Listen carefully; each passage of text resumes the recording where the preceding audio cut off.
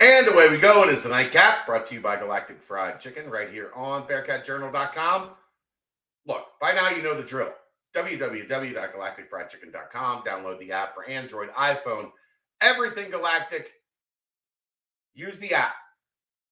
They will deliver right to your front door, pretty much anywhere inside the 275 loop, or get down to Dayton, Kentucky. Tell them to pump it up. Save yourself 15% off of your order. All right, Aaron. Well, what would you like to talk about tonight? Anything happen? Pretty sure there's really only one thing we can talk about tonight. Yeah, look, we had a lot of fun with this on the BCJ pod tonight. For obvious reasons. Dave was there. Dan Simon came out of nowhere.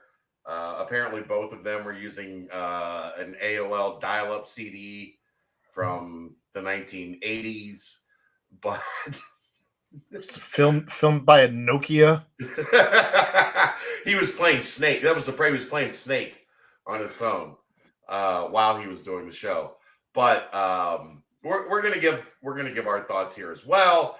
It is essentially Colorado is going back to the Big 12. Like if Pete Thamel reports what Pete Thamel's reporting, he doesn't miss. Pete is the most dialed in. Pete is a friend of this network. He's a friend of mine. We've become friends over the years. He doesn't miss. If Pete is putting it into the ether, it's happening. If that name sounds familiar, he was the first to report on Luke Fickell leaving Cincinnati. He was the first to report on Luke Fickell to Cincinnati. He was the first to report on Luke Fickell not going to Michigan State. Like, Pete is the guy. When it comes to everybody else is chasing Pete Thamel in the college football reporting world. And he's the Woj, the Shams, whoever name your insider, it's Pete. Pete knows. And if Pete's Pete is reporting this, it's happening. So Colorado's moving back to the Big 12. We'll do this. Everybody know. Let's hear from Aaron here. So, I guess if I'm the Big 12, I'm a little hesitant to make Colorado my first move back, or my first move if I'm Brett Yormark, only because they've burned you once, right? Like I guess I'm a little perplexed as to why Colorado is the first one when they're always chasing the money, right? That's why. Because they're the easiest to get to move. But I guess I don't feel like they hold any allegiances. If you're looking to set right now, I believe that the Big 12, as it currently stands, prior to anybody moving in, they are aligned with one another in a way that the Pac-12 clearly is not. Sure. For obvious reasons. Okay. Once you have a TV deal in, it's a lot easier to be all aligned than it is when you don't have a TV deal in place. Sure. So I think here's, and I mentioned this with Dave a little bit tonight. We should have known all along Colorado was the first domino to fall because they don't have any allegiance.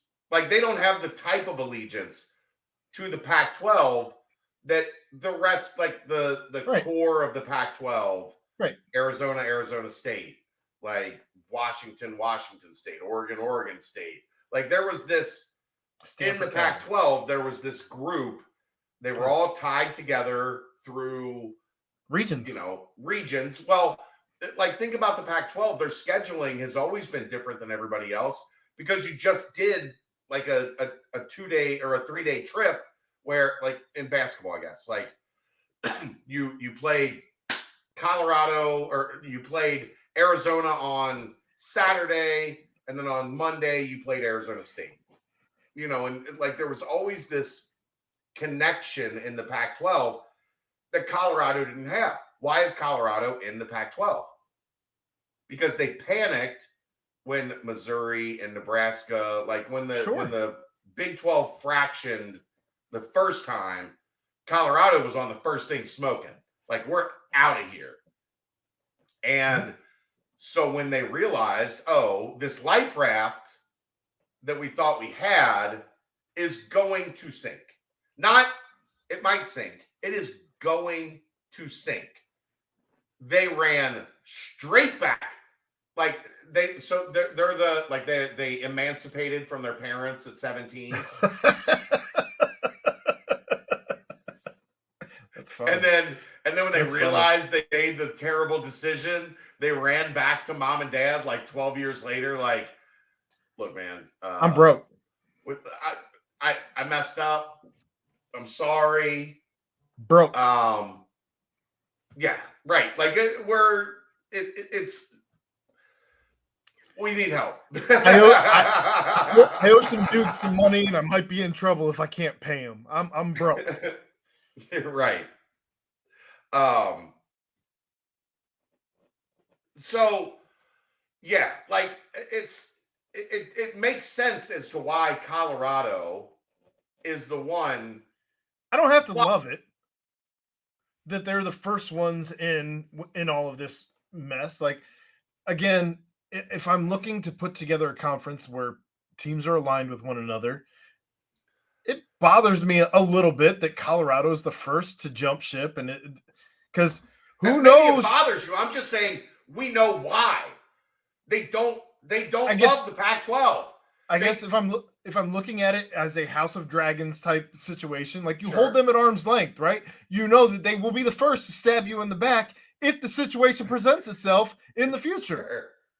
Well, as Ross Dellinger reported or mentioned tonight, I don't know if he's actually reporting it, but he's hearing that they were told August 1st, shit or get off the pot. So if that's the case, this all makes sense. Whereas Brett Yormark is like, look, if we're going to do this, it's not dragging out. We're not seeing other people. So if you had to make a guess, did Colorado approach the Big 12 first, or did the Big 12 approach Colorado first? I would guess Colorado said, hey, this isn't going like any of us thought it was going. Are you guys like... So I'm going to take the opposite stance. And I'm going to say, if you wanted to dismantle the Pac-12... Colorado was... And you're Brett Yormark. So this is Jenga, right? Yeah. That's my whole point. You find the one block? If you're going to topple the castle, you find the loose brick. Right. And they pulled the loose brick. I think this is what I don't hate it. I think Brett Yormark made the move, and I think he said, I'm going to take Colorado first and get the dominoes falling. Well, this is what makes that interesting. So everybody assumed 4 corners. Mm-hmm. Colorado, Arizona State, Utah. Pulling the Colorado block makes a lot of other people real nervous. Sure, because if you're Oregon, you're wondering, I can't get left behind everybody else waiting on the Big Ten to figure out if USC and UCLA is a good fit or not. Did we make the right move going after USC and UCLA? I think there's absolutely every reason for Oregon and Washington to be nervous. Yeah, they have to be. Correct. For all the reasons. Because George Kliavkoff has played his hand wrong the entire time. He is a shitty poker player. The worst poker player in the history of poker players is George Kliavkoff. I want to sit at his table. Yeah, I'm going to take all his fucking money. Every penny he's got, I'm going to take it. I could be sitting short stacks and sitting at his table and like, I got this. I got this guy. I'm going to be all the way good. Yeah. Like, he's playing out of position on a king ace board and going all in. That guy's got four. He's got fours. And I got a king. I got the nuts, right? I got the nuts. Like he's playing fours. That guy is. I don't know that I've ever seen somebody like misplay their hand as bad as this guy did. Not in a position like his. No, like you might see somebody like Oresco or somebody in a G5 play it like this. But to see a commissioner at this level play the hand so poorly, to use your phrasing, yeah, it's mind-blowing. Yeah, like it doesn't make any sense the way that the deal's coming. The deal, like they are leaking this information to their media. We just want to focus. We just want to focus on football. We're not going to talk about numbers or TV media. Yeah. What? No one's buying the bullshit you're spewing. No one. It was the worst played hand in the history of hands. He had to go into that, like, closed door meetings, especially at that setting. You know damn well he went into closed door meetings and was like, I don't have it yet. I'm sorry. Right. Otherwise, you aren't seeing this yet.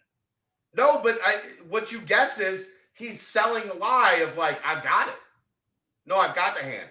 We're like, I'm just waiting on the final piece. Like, I've got the hand. I flopped the nuts. Like, we're good. As Dave talked about, though, the one thing that changed everything was was Brett Yormark going to market early and not fucking around and going to ESPN and Fox and going, I want a deal. We're going to get this deal done. And then when we get this deal done, there's nothing that the Pac-12 can do because these places already bought the inventory that they're looking for. Correct. Like that was the ultimate power play. I disagree. I think the ultimate power play was in that contract to make sure that pro rata was included. Because if it wasn't included, we're not having this conversation. Colorado's not jumping ship quite yet because they're not sure what they're going to get here compared to there. Wait a year or a little bit longer. But now we're not even discussing Oregon and Washington being a possibility if pro rata is not included. But because pro rata in 2024. Because pro rata is included, that changes everything. And again, that goes back to what we've talked about this whole time, which is that Yormark knows what the fuck he's doing. Yeah. Yeah. He played this perfectly. He slow played. He had ace king on a king ace flop. Mm-hmm. Like he had the nuts. He knew he had the nuts. And he just he checked. And then maybe on the turn, he did like a half pot. Just enough for them to call because they think you're full of shit. And then when it got to the river and the hands returned, Kliavkoff didn't have anything. He didn't have a hand. Like as recently as Friday. But he was like, the longer we wait, the better it is because more people are just pouring in, trying to sink money into the Pac-12. Stop lying. Well, and you brought up a good point tonight on the show as far as Disney goes, and Disney might not be trying to make any big deals going forward because they might be selling ESPN, and that creates an entire different chasm of what's next for all of these TV deals. Yeah, I mean, there are hints that they're trying to spin off in some way, shape, or form ESPN, which doesn't make a ton of sense to me because still the one, like when you look at TV ratings, the top 50 TV ratings, it's all sports. As all sports. Mm-hmm. So why would they be trying to spin off ESPN? That doesn't make a whole lot of sense, but because they're hemorrhaging money. I mean, we saw. I know, but you don't. When you're hemorrhaging money, you don't sell off the thing that's making money. They fired a whole bunch of ESPN personalities. That's the people screaming. That's the crazy part is they fired the good people, the people that know what they're talking about. This is a whole other. Yeah, that's a whole different podcast. Right? The people that aren't of any actual value are the people that they keep, and the people that are really good at their job. Find Susie Colbert. What are we doing? Again, we're not having that. The best of us. But So that whole world is unstable. And the Pac-12 they're so dense. They're so dense. They had the kill shot. They could have had the kill shot once upon a time. And instead of taking the kill shot, they sat in their ivory tower looking down upon everybody else saying, no, I don't think we'll take any of the Big 12. We'll shop there if we want to shop there. And if we don't, we won't. It was Aeropostale, right? Yeah, pretty much. Old Navy. Yeah, we'll shop there if we want to shop there. If we have to, if we need something for like a party or a themed party, but I'm not gonna shop there because I have to shop there. We don't want any of that stuff. No, there's Texas. But if we're gonna have a onesie themed party, I'll get my onesie at Old Navy and we'll be good. Right. Fine. Right. It's just fascinating to me the way that this has all played out and led us to here. And this is why you don't do what Stuart Mandel and the Johns, the Pac-12 Johns, and all these people have done, where they put all their eggs in this basket and said, still to today that we are right and the Pac-12 will never break apart. Well, guess what? UCLA and USC are already leaving, and now you're down to 9. Are you putting anything in the Ohio State Buckeye putting out an Instagram No, that was picture? Something. Apparently, that was something Nike related. Okay. I don't think that had anything to do with. That's not.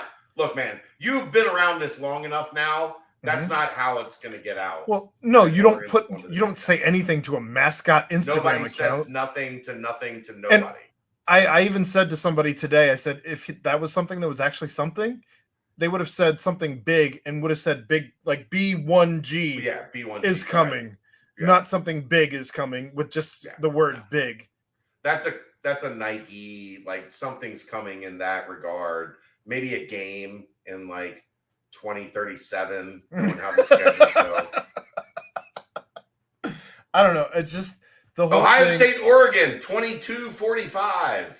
Getting back to the Big 12, though, like this whole situation, the way it's played out, we knew this was coming. We had talked about it until we were blue in the face. The Johns have been discredited in all of the ways. Yeah.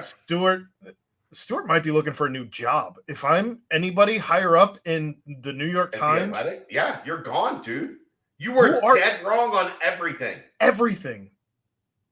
You have to find a new job or stop talking. You ruined our reputation when it comes to covering college sports. If you want to continue doing your job, you can do so as a shadow. Right.